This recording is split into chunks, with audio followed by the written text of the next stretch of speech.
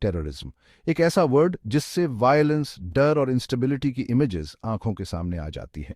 Basically terrorism अपने political मकसदियों को पूरा करने के लिए वायलेंस और इंटिमिडेशन का यूज है।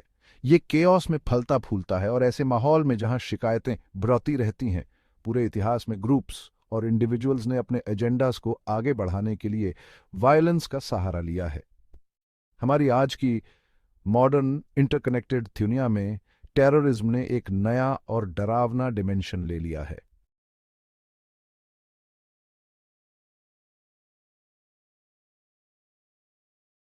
वेस्ट एशिया एक ऐसा रीजन जो हिस्ट्री, कल्चर और रिसोर्सेज में रिच है, 21st सेंचुरी में टेररिज्म का दूसरा नाम बन गया है। ये रीजन काफ़ी समय से टेररिज्म के कहर से जूझ रहा है। यहाँ के लोग अलग अलग आइडियोलॉजीज, पॉलिटिकल उथल पुथल और वायलेंस के बीच फंस गए हैं। मॉडर्न टेररिस्ट ग्रुप्स के उदय से लेकर आज तक चल रहे कॉन्फ्लिक्ट्स तक, टेररिज्म ने वेस्ट एशिया पर एक कभी ना मिटने वाला निशान छोड़ा है। ये कहानी है वेस्ट एशिया में टेररिज्म की।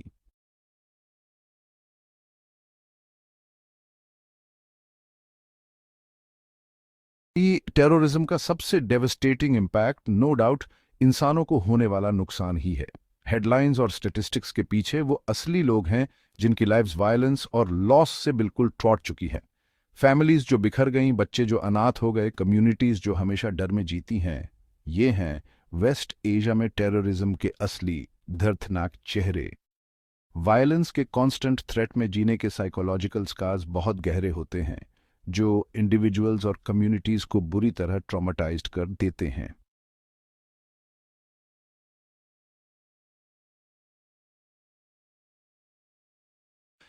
वेस्ट एशिया में टेररिज्म के कॉजेज को समझना एक बहुत पेचीदा काम है। ये इंटरकनेक्टेड फैक्टर्स का एक उलझा हुआ जाल है जिसने एक्सट्रीमिज्म और वायलेंस के लिए एक ब्रीडिंग ग्राउंड तैयार किया है। एक इंपॉर्टेंट फैक्टर है लंबे समय से चली आ रही पॉलिटिकल ग्रीवेंसेस और अनरिजॉल्व्ड कॉन्फ्लिक्ट्स का होना, जैसे कि इजरायली पैलेस्टीनियन कॉन्फ्लिक्ट इंस्टेबिलिटी का एक बड़ा सोर्स बना हुआ है। सीरिया और यमन में चल रही वॉर्स ने ह्यूमैनिटेरियन कैटास्ट्रफीज खड़ी कर दी हैं और टेररिस्ट ऑर्गेनाइजेशंस के लिए फर्टाइल ग्राउंड तैयार किया है। इस रीजन के कई हिस्सों में पॉलिटिकल रिप्रेशन और डेमोक्रेटिक फ्रीडम्स की कमी ने भी टेररिज्म के राइज में कंट्रीब्यूट किया है।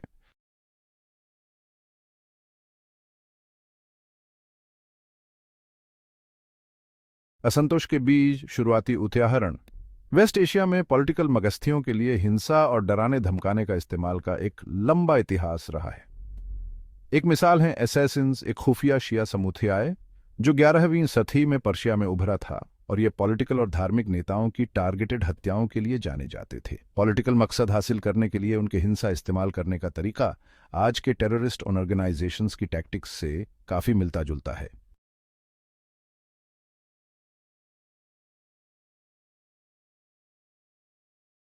अर्ली 20th सेंचुरी में एशिया और अफ्रीका में नेशनलिस्ट मूवमेंट्स काफी तेजी से बिखरे। वेस्ट एशिया भी इससे अलग नहीं था।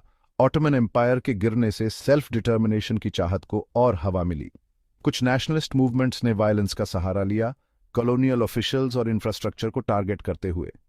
पैलेस्टाइन में इरगून और लेही जैसे जूइश ग्रुप्स ने ब्रिटिश टारगेट्स के खिलाफ बॉम्बिंग्स और असैसिनेशंस किए।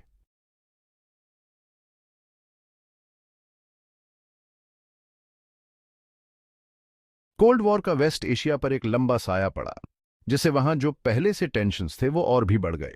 ये रीजन यूनाइटेड स्टेट्स और सोवियत यूनियन के बीच इन्फ्लुएंस के लिए एक बैटल ग्राउंड बन गया।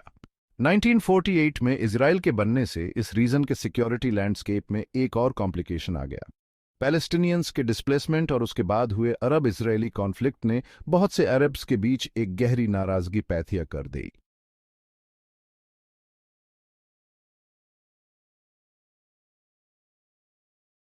1979 का ईरानियन रेवोल्यूशन वेस्ट एशिया की हिस्ट्री में एक अहम मोड़ था। इस रेवोल्यूशन ने मॉडर्न एरा का पहला इस्लामिक रिपब्लिक एस्टैब्लिश किया, जिसने पूरे मुस्लिम वर्ल्ड को हिलाकर रख दिया। रेवोल्यूशन की सक्सेस ने पूरे रीजन में इस्लामिस्ट मूवमेंट्स को इंस्पायर किया। खोमेनी की आइडियोलॉजी से बहुत से मुस्लिम्स कनेक्ट कर पाए, जिन्हें लगता था कि उनकी गवर्नमेंट्स करप्ट हैं और फॉरेन पावर्स की गुलाम हैं।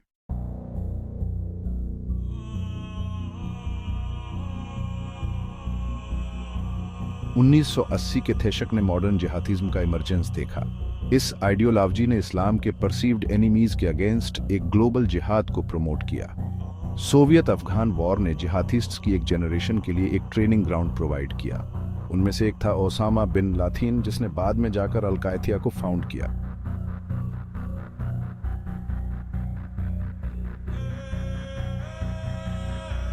वेस्ट एशिया में आतंकवाद का मंजर ध्योग की बात है कि बहुत डिवर्स है। इन ग्रुप्स को, उनके मोटिवेशंस को और उनके इम्पैक्ट को समझना effective counter terrorism strategies develop करने के लिए क्रूशल है। कुछ ग्रुप्स हायरार्किकल ऑर्गेनाइजेशंस की तरह ऑपरेट करते हैं, जबकि दूसरे जातीय या डिसेंट्रलाइज्ड होते हैं। उनके फंडिंग सोर्सेज स्टेट स्पॉन्सर से लेकर क्रिमिनल एंटरप्राइजेस तक होते हैं।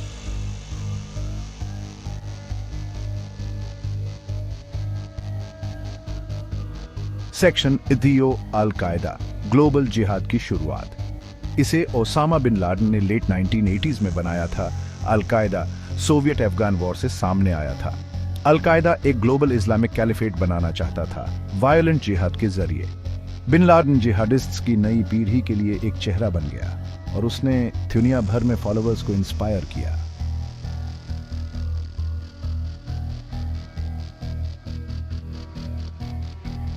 सेक्शन 3 आइसिस जुल्म की सल्तनत। इराक वॉर और सीरियन सिविल वॉर की उथल पुथल से निकलकर आइसिस ने अपने वहशीपन से दुनिया को चौंका थे।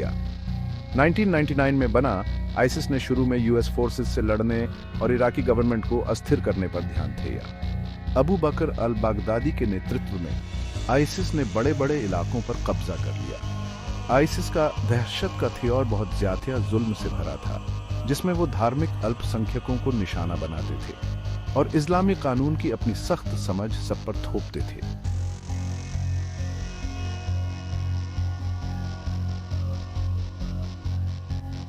सेक्शन 4 हेजबोला लेवांत में एक हाइब्रिड फोर्स।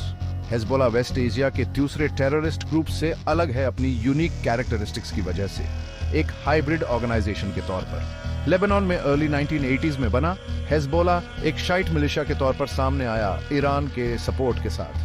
हेजबोला के एक्सटेंसिव सोशल वेलफेयर प्रोग्राम्स ने लेबनान की शाइट पॉपुलेशन के बीच काफी सपोर्ट हासिल किया है।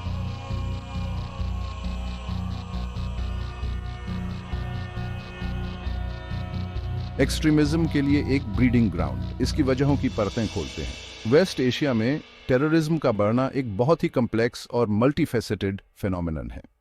इन फैक्टर्स को समझना effective counter terrorism strategies develop करने के लिए क्रूशल है। टेररिस्ट ग्रुप्स एग्जिस्टिंग ग्रीवेंसेस को टैप करने में अडेप्ट होते हैं और एक सेंस ऑफ पर्पस और बिलोंगिंग ऑफर करते हैं।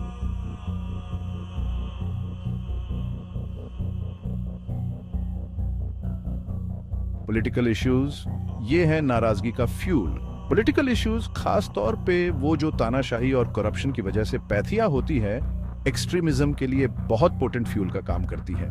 टेररिस्ट ग्रुप्स ऐसे माहौल में खूब फलते फूलते हैं जहां पॉलिटिकल सिस्टम्स को लोग इलेजिटिमेट यानी गैर कानूनी और ऑप्रेसिव यानी जालिम मानते हैं। अरब स्प्रिंग के जो प्रोटेस्ट हुए थे, उन्होंने इस बात को हाईलाइट किया कि रीजन में पॉलिटिकल रिफॉर्म के लिए लोगों के थेलों में कितनी गहरी चाहत थी।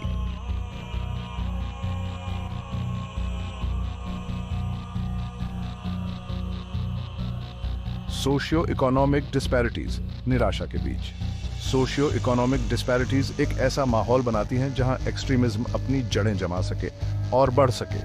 जब लोगों को अपना कोई फ्यूचर नहीं देखता, तो वो एक्सट्रीमिस्ट आइडियोलॉजीज के प्रभाव में आसानी से आ जाते हैं। टेररिस्ट ग्रुप्स अक्सर ऐसी मार्जिनलाइज्ड कम्युनिटीज को टारगेट करते हैं, उनकी परेशानियों का फायदा उठाते हैं और वायलेंस के जरिए उन्हें एम्पावरमेंट का एक गलत एहसास दिलाते हैं।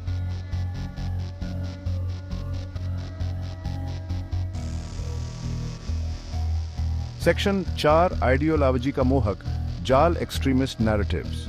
एक्सट्रीमिस्ट आइडियोलॉजीज अपनी लुभावनी कहानियों, जिनमें शिकायत, विक्टिमहुड और हिंसा के जरिए छुटकारे की बातें होती हैं, लोगों को टेररिज्म के रास्ते पर खींचने में बहुत बड़ा रोल निभाती हैं। ये आइडियोलॉजीज, जो अक्सर मजहबी किताबों की तोड़ मरोड़ कर की गई बातों या फिर नेशनलिस्ट, जातीय या सांप्रदायिक नफरत से भरी होती है, हिंसा को सही ठहराने का एक फ्रेमवर्क देती हैं, लोगों को उनके बुरे कामों की नैतिक जिम्मेदारी से आजाद करती थी। और एक ऐसी दुनिया में जिसे दुश्मन और नाइंसाफी से भरा समझा जाता है, उसमें मकसद और अपनेपन का एहसास लाती है। वेस्ट एशिया में सबसे खतरनाक एक्सट्रीमिस्ट आइडियोलॉजीज में से एक है जिहादिज्म। ये इस्लाम की एक मिलिटेंट सोच है जो इस्लाम के माने हुए दुश्मनों, जिनमें वेस्टर्न पावर्स, इजराइल और इस्लाम से भटके मुस्लिम शासन शामिल हैं, के खिलाफ एक ग्लोबल लड़ाई की बात करती है। जिहादी ग्रुप्स जैसे कि अल-कायदा और आइसिस मजहबी किताबों और पुरानी कहानियों का इस्तेमाल अपनी हिंसा को सही ठहराने के लिए करते हैं, खुद को इस्लाम के रक्षक के तौर पर दिखाते हैं और काफिरों और मजहब से भटके लोगों के खिलाफ एक कभी ना खत्म होने वाली बड़ी लड़ाई लड़ रहे हैं। उनका प्रोपेगेंडा अक्सर हिंसा की बड़ाई करता है, शहादत के बदले मौत के बाद जन्नत में इनाम का वादा करता है और ये यकीन दिलाने की कोशिश करता है कि दुनिया भर की सभ्यताओं के बीच टकराव तो होकर ही रहेगा।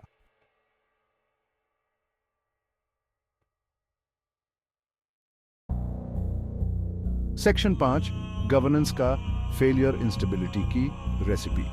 गवर्नेंस का फेलियर, जिसमें शामिल हैं करप्शन, अकाउंटेबिलिटी की कमी, ह्यूमन राइट्स अब्यूजेस और सिटीजन्स के लिए बेसिक सर्विसेज और सिक्योरिटी प्रोवाइड करने में नाकामी, एक्सट्रीमिज्म और टेररिज्म के लिए एक ब्रीडिंग ग्राउंड बनाता है। जब स्टेट्स को इलेजिटिमेट, ऑप्रेसिव या बस इनफेक्टिव माना जाता है, तो वे अपनी मॉरल अथॉरिटी और एक्सट्रीमिस्ट नैरेटिव्स को काउंटर करने या फोर्स के यूज पर अपना मोनोपोली बनाए रखने की एबिलिटी खो देते हैं। ऐसे एनवायरनमेंट्स में टेररिस्ट ग्रुप्स आसानी से ग्रीवेंसेस का फायदा उठा सकते हैं, फॉलोअर्स रिक्रूट कर सकते हैं और रिलेटिव इंप्यूनिटी के साथ ऑपरेट कर सकते हैं। कमजोर या फेल्ड स्टेट्स जो इंटरनल कॉन्फ्लिक्ट्स, पोरस बॉर्डर्स और इफेक्टिव लॉ एनफोर्समेंट की गैर मौजूदगी टेररिस्ट ऑर्गेनाइजेशंस के लिए सेफ हेवन्स, ट्रेनिंग कैंप्स और लॉजिस्टिकल नेटवर्क्स एस्टैब्लिश करने के लिए फर्टाइल ग्राउंड प्रोवाइड करते हैं। फॉर इंस्टेंस, सीरिया, येमेन और लिबिया में ऑनगोइंग सिविल वॉर्स ने ऐसे अनगवर्नड स्पेसेस बनाए हैं जहां आइसिस जैसे ग्रुप्स ने थ्राइव किया है इस केओस का फायदा उठाते हुए टेरिटरी कब्जा करने, रेवेन्यू जनरेट करने और फॉरेन फाइटर्स को अट्रैक्ट करने के लिए।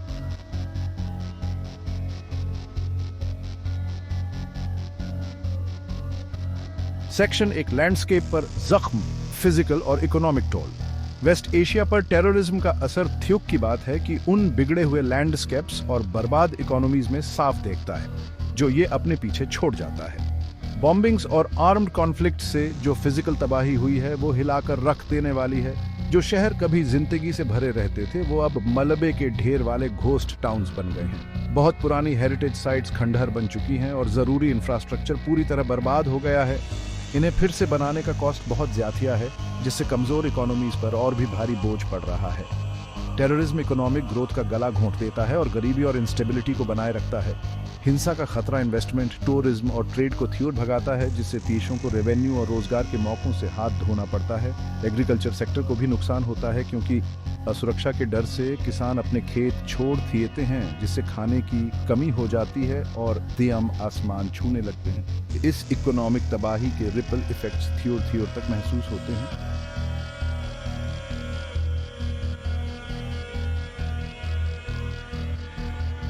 सोसाइटीज अंडर सीज, विश्वास और उम्मीद का मिटना। फिजिकल और इकोनॉमिक तबाही से भी बढ़कर टेररिज्म वेस्ट एशियन समाजों के सोशल ताने बाने पर गहरे जख्म देता है, जिससे विश्वास खत्म होता है, शक बढ़ता है और पहले से मौजूद दरारें और गहरी हो जाती हैं। हिंसा का ये लगातार खतरा डर और इनसिक्योरिटी का माहौल पैदा करता है। लोगों को हमेशा एक अजीब सी चौकसी में रहने पर मजबूर कर देता है। वो अपने पड़ोसियों पर शक करने लगते हैं और उन पब्लिक जगहों से भी कतराने लगते हैं जिन्हें कभी वो सुरक्षित पनाहगाह समझते थे। भरोसे की ये कमी जिंदगी के हर पहलू में समा जाती है। रोजमर्रा की बातचीत से लेकर पॉलिटिकल चर्चाओं तक ये रिश्तों में जहर घोल देती है और सोशल मेलजोल में रुकावट डालती है।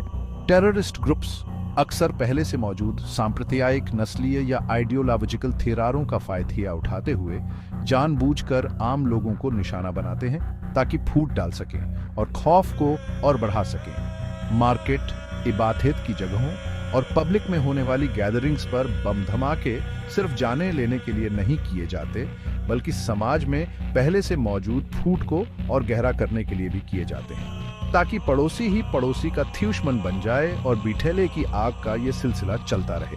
आम लोगों को जानबूझकर निशाना बनाने का मकसद होता है विश्वास और आपसी इंसानियत के उन रिश्तों को तोड़ना जो समाजों को आपस में जोड़े रखते हैं, और डर और शक का ऐसा माहौल बनाना होता है जिसका टेररिस्ट अपने फायदे के लिए इस्तेमाल कर सकें।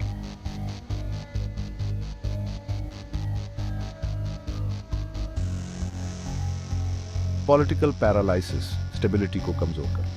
टेररिज्म का नुकसान थी यह असर सिर्फ उसके शिकार लोगों और टारगेटेड कम्युनिटीज तक ही नहीं रहता, बल्कि ये पॉलिटिकल सिस्टम्स के थील में घुस जाता है, डिसीजन मेकिंग को पैरालाइज कर देता है और स्टेबिलिटी को कमजोर करता है। वायलेंस का लगातार डर सरकारों को मजबूर कर देता है कि वो थ्यूसरी जरूरी चीजों से ज्यादा सिक्योरिटी को प्रायोरिटी दें, जिस वजह से हेल्थ केयर, एजुकेशन और इंफ्रास्ट्रक्चर डेवलपमेंट जैसी जरूरी सर्विसेज से रिसोर्सेज डाइवर्ट हो जाते हैं। इससे एक ऐसा विशेष साइकिल बन सकता है जहां अंडर डेवलपमेंट और मौकों की कमी लोगों की नाराजगी को और बढ़ाती है, और इससे उन एक्सट्रीमिस्ट ग्रुप्स को फायदा होता है जो पॉपुलर डिस्कंटेंट का फायदा उठाना चाहते हैं। कमजोर देखने या टेररिस्ट्स के साथ समझौता करने का डर अक्सर सरकारों को सख्त सिक्योरिटी मेजर्स लेने पर मजबूर करता है, जो सिविल लिबर्टीज को नुकसान पहुंचा सकते हैं और उन्हीं पॉपुलेशंस को एलियनेट कर सकते हैं जिन्हें वो प्रोटेक्ट करने की कोशिश कर रहे हैं। बढ़ी हुई सर्विलेंस, फ्रीडम ऑफ मूवमेंट और असेंबली पर पाबंदियां और आर्बिट्रेरी डिटेंशंस भले ही ये शॉर्ट टर्म में इफेक्टिव हों, पर ये सरकार पर से पब्लिक ट्रस्ट को कम कर सकती हैं और डर और रिप्रेशन का ऐसा माहौल बना सकती हैं जो एक्सट्रीमिज्म को और बढ़ावा देता है।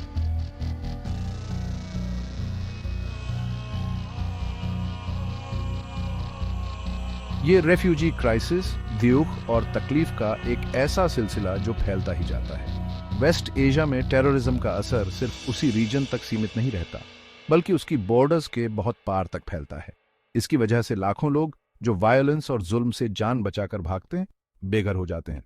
सीरिया का सिविल वॉर, जिसे आइसिस जैसे एक्सट्रीमिस्ट ग्रुप्स ने और भड़काया, उसी की वजह से वर्ल्ड वॉर 2 के बाद दुनिया ने सबसे बड़े रेफ्यूजी क्राइसिस में से एक देखा। आस पड़ोस के देशों को इसका सबसे ज्यादा बोझ उठाना पड़ता है। जो लाखों रेफ्यूजीज को पनाह देते हैं, इससे उनके रिसोर्सेज कम पड़ जाते हैं और समाज पर भी दबाव आता है।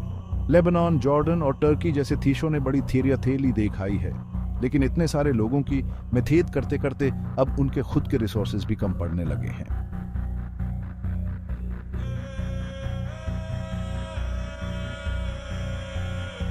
वेस्ट एशिया से फैलने वाले आतंकवाद का असर उस रीजन की बॉर्डर्स के बहुत पार तक गूंजता है, जो कॉन्टिनेंट्स में स्टेमे की लहरें भेज रहा है और ग्लोबल सिक्योरिटी के माहौल को एक नया रूप दे रहा है। वैसे तो वेस्ट एशिया को अक्सर आतंकवाद का एपिसेंटर दिखाया गया है, पर सच तो यह है कि यह खतरा अब और भी ज्यादा फैल गया है और डिसेंट्रलाइज्ड हो गया है। एक्सट्रीमिस्ट ग्रुप्स और विचारधाराओं को दुनिया के अलग अलग हिस्सों में फलने फूलने का मौका मिल रहा है। हमारी ग्लोबलाइज्ड दुनिया का आपस में जुड़ा होना, जिसकी पहचान है आसान ट्रैवल, कम्युनिकेशन और फाइनेंशियल फ्लोज, इसने एक्सट्रीमिस्ट विचारधाराओं के फैलने, फॉरेन फाइटर्स की भर्ती और पारंपरिक बैटलफील्ड से ड्योर हमलों की प्लानिंग और उन्हें अंजाम देने में मदद की है। इंटरनेट और सोशल मीडिया के आने से आतंकवाद की पहुंच और असर को बढ़ाने में एक खास तौर से बड़ी भूमिका निभाई है। एक्सट्रीमिस्ट ग्रुप्स जो ऑनलाइन प्लेटफॉर्म्स का फायदा उठाने में माहिर हैं, अपनी आइडियोलॉजी फैलाने, नफरत भड़काने, फॉलोअर्स बनाने और लोन वॉल्फ अटैक्स को इंस्पायर करने के लिए सोफिस्टिकेटेड प्रोपेगेंडा का इस्तेमाल करते हैं। इन ऑनलाइन मैसेजेस में अक्सर दिखाई जाने वाली भयानक हिंसा और उसके साथ बड़ी सावधानी से बनाई गई नाराजगी और खुद को विक्टिम बताने वाली कहानियां लोगों को हिंसा के प्रति अनसेंसिटिव बना सकती हैं, एक्सट्रीमिस्ट सोच को नॉर्मल दिखा सकती हैं और एक ग्लोबल क्लैश ऑफ सिविलाइजेशन यानी सभ्यताओं के टकराव को अनअवॉइडेबल बना सकती है। मतलब ऐसा लगेगा कि ये तो होकर ही रहेगा।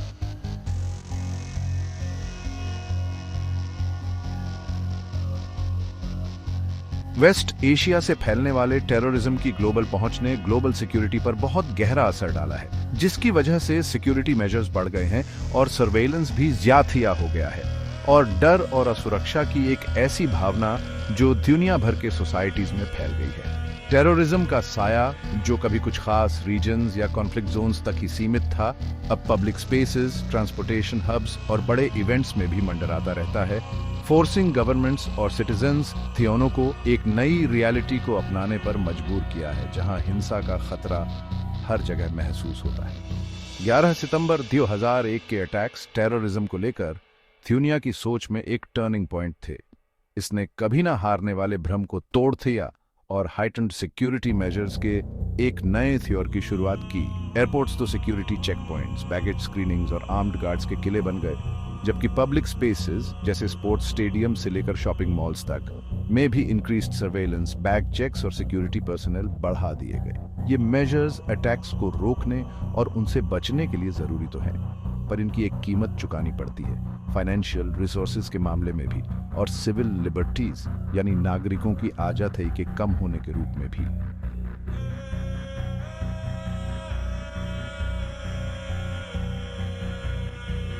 वेस्ट एशिया से टेररिज्म के ग्लोबल फैलाव की वजह से वेस्टर्न देशों में इस्लामोफोबिया और ज़ेनोफोबिया बढ़ रहा है। मीडिया में जैसा दिखाया जाता है और पॉलिटिकल बयानबाजी ने मुस्लिम्स के खिलाफ भेदभाव और हिंसा को बढ़ावा दिया है। डर का ये माहौल मुस्लिम कम्युनिटीज को हाशिए पर धकेलता है और उनमें अलगाव की भावना को बढ़ाता है। मुस्लिम्स को हमेशा से हिंसक दिखाना गलत है और नुकसानदायक भी। इस्लाम में बहुत तरह के विश्वास और रीति रिवाज शामिल हैं। ज्यादातर मुस्लिम्स टेररिज्म की निंदा करते हैं और शांति को बढ़ावा देते हैं।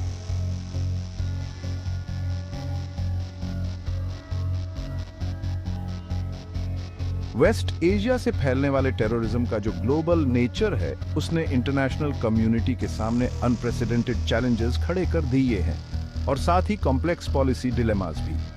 स्टेट क्राफ्ट के जो ट्रेडिशनल टूल्स थे जो इंटरस्टेट कॉन्फ्लिक्ट्स को एड्रेस करने के लिए डिजाइन किए गए थे, वो ट्रांसनेशनल टेररिस्ट नेटवर्क से डील करने में जो बॉर्डर्स के पार ऑपरेट करते हैं, नाकाफी साबित हुए हैं। ये वीक या फेल्ड स्टेट्स का फायदा उठाते हैं और ग्लोबलाइज्ड वर्ल्ड की इंटरकनेक्टेडनेस को अपने एडवांटेज के लिए लेवरेज करते हैं। इस इवॉल्विंग थ्रेट का इफेक्टिव रिस्पॉन्स ढूंढने के लिए एक मल्टी प्रोंग्ड अप्रोच की जरूरत है, जो मिलिट्री इंटरवेंशन से आगे जाए और उन अंडरलाइंग कंडीशंस को एड्रेस करे जिनसे एक्सट्रीमिज्म को फलने फूलने का मौका मिलता है। टेररिज्म को काउंटर करने में एक की चैलेंज है इंटरनेशनल कोऑपरेशन की जरूरत और इंटेलिजेंस शेयरिंग। टेररिस्ट नेटवर्क्स जो बॉर्डर्स के पार रिलेटिवली आसानी से ऑपरेट करते हैं, वो लीगल सिस्टम्स में डिफरेंसेस का फायदा उठाते हैं। इंटेलिजेंस गैदरिंग कैपेबिलिटीज और पॉलिटिकल विल को अपने एडवांटेज के लिए। इफेक्टिव काउंटर टेररिज्म के लिए स्टेट्स के बीच सीमलेस कोऑपरेशन चाहिए, इंफॉर्मेशन शेयर करना, एफर्ट्स कोऑर्डिनेट करना और एक कॉमन एनिमी के खिलाफ यूनाइटेड फ्रंट पेश करना। लेकिन ऐसा कोऑपरेशन अक्सर मिसट्रस्ट की वजह से हैम्पर होता है, कंपीटिंग इंटरेस्ट्स और सेंसिटिव इंफॉर्मेशन शेयर करने में रिलक्टेंस, जिससे नेशनल सिक्योरिटी या इंटेलिजेंस सोर्सेज कॉम्प्रोमाइज हो सकते हैं।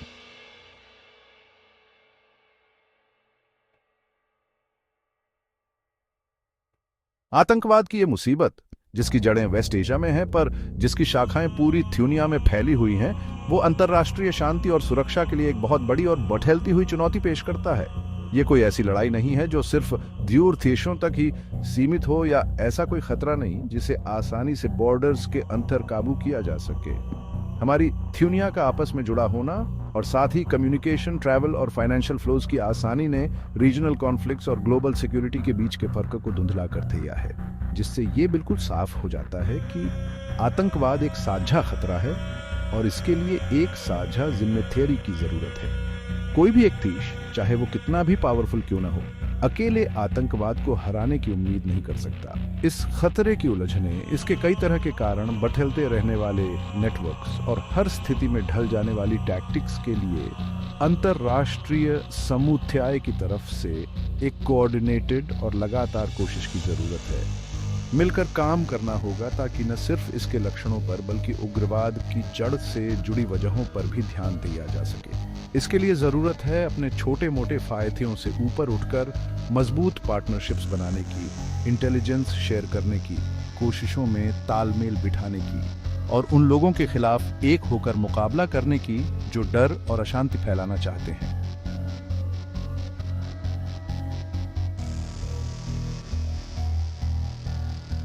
और टेररिज्म के खिलाफ फाइट में मिलिट्री फोर्स एक जरूरी टूल तो है, खास करके इमीडिएट थ्रेट्स को डिसरप्ट करने के लिए और टेररिस्ट ऑर्गेनाइजेशंस को कमजोर करने के लिए। यह समझना बहुत जरूरी है कि सच्ची और हमेशा रहने वाली पीस सिर्फ हार्ड पावर से हासिल नहीं हो सकती। सस्टेनेबल पीस मतलब ऐसी पीस जो हिंसा और एक्सट्रीमिज्म के साइकिल को रिपीट होने से रोके। उसके लिए जरूरी है कि हम उन असली कारणों को एड्रेस करें जिनकी वजह से टेररिज्म फलता फूलता है। इसके लिए एक लॉन्ग टर्म कमिटमेंट चाहिए, ह्यूमन सिक्योरिटी में इन्वेस्ट करने का, गुड गवर्नेंस को प्रमोट करने का, इकोनॉमिक अपॉर्चुनिटी फॉस्टर करने का और सबके लाए ह्यूमन राइट्स को अपहोल्ड करने का। काउंटर टेररिज्म में सबसे इफेक्टिव इन्वेस्टमेंट्स में से एक जो हम कर सकते हैं वो है एजुकेशन में इन्वेस्ट करना। एजुकेशन खास करके लड़कियों और मार्जिनलाइज्ड कम्युनिटीज के लिए एक्सट्रीमिज्म का एक बहुत पावरफुल एंटीडोट है। ये लोगों को क्रिटिकल थिंकिंग स्किल्स से एम्पावर करती है, उनकी होराइजन्स को ब्रॉडन करती है और उन्हें वो टूल्स देती है जिससे वो एक्सट्रीमिस्ट नैरेटिव्स को चैलेंज कर सकें और अपने लिए और अपनी कम्युनिटीज के लिए एक बेटर फ्यूचर बना सकें। यंग लोगों को क्वालिटी एजुकेशन देकर और एक ब्राइटर फ्यूचर की होप देकर हम उन्हें वायलेंस और डिस्पेयर के यूएसएस रास्ते से डोर रखने में हेल्प कर सकते हैं जो टेररिस्ट ग्रुप्स ऑफर करते हैं।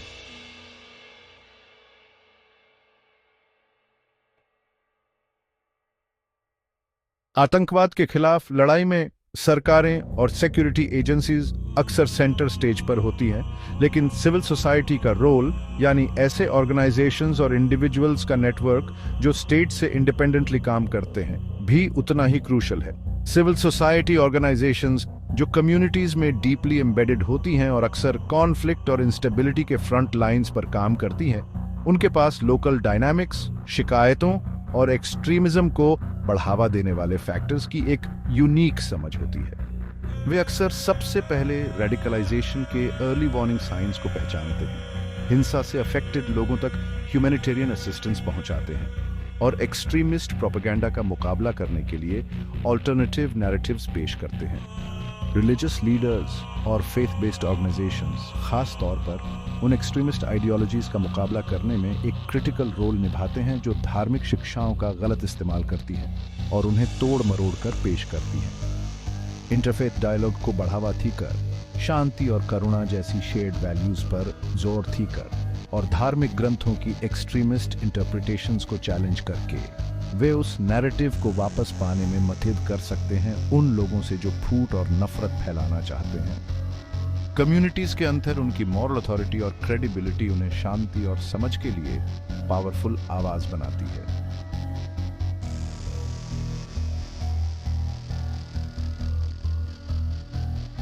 आतंकवाद के खिलाफ ये लड़ाई कोई स्प्रिंट नहीं बल्कि एक मैराथन है, जिसमें चाहिए लगातार कोशिश और पक्का इरादा और बदलते खतरों के हिसाब से खुद को ढालने की तैयारी।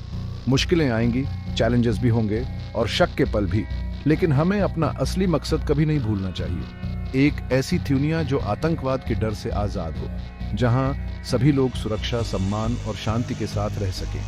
ये कोई ख्याली पुलाव नहीं बल्कि एक जरूरत है, एक साझी जिम्मेदारी जो हमारी खुद के लिए, हमारे बच्चों के लिए और आने वाली पीढ़ियों के लिए है। एक जातिया महफूज दुनिया का रास्ता आसान नहीं होगा और इसका कोई फटाफट इलाज या जाती हुई हल नहीं है। इसके लिए सोच में एक बुनियादी बदलाव की जरूरत होगी। रिएक्टिव शॉर्ट टर्म तरीकों से हटकर एक प्रिवेंटेटिव लॉन्ग टर्म अप्रोच अपनाना होगा जो उग्रवाद की जड़ तक पहुंचे। इसके लिए डायलॉग, डिप्लोमेसी के प्रति कमिटमेंट चाहिए और झगड़ों को शांति से सुलझाने का, ये मानते हुए कि हिंसा से और हिंसा ही बढ़ती है और ये कि असली सुरक्षा समझ और सहयोग के पुल बनाने में है।